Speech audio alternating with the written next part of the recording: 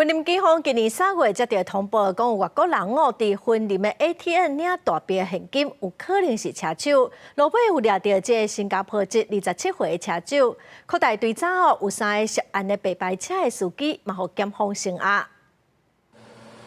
无资格登记的白牌车司机，在这个27岁新加坡籍的查某人，到婚林各地 ATM 领真侪现金。警方接到通报了后，就随请婚林地检署侦办，认为这个外籍车手将有可能把钱领了后，就要出境，随开出区票来掠人。本署检察官担心该新加坡籍车手于提领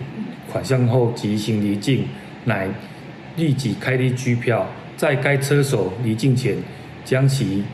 拘提归案。经讯问后，认为该车手设有诈欺、洗钱、组织犯罪条例等罪嫌，予以申请羁押获准。地检署表示，这个新加坡籍的查某人入境了后，是白牌车司机负责接伊去领钱。经过追查，发现这白牌车司机不是干那单纯载客，是诈骗集团专门请来载车手的。检方依照相关的证据，把3个白牌车司机拘提到案。是由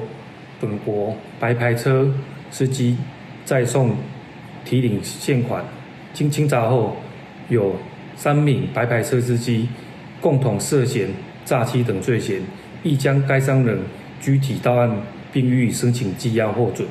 地检署调查发现，这个新加坡籍的查某车手，敢若是伫婚林县内由白牌车司机接送的方式，就已经领走746万。专案依照加重诈欺、洗钱、组织犯罪等罪嫌，甲这外籍车手，佮3个白牌车司机全部上班。公司新闻综合报道。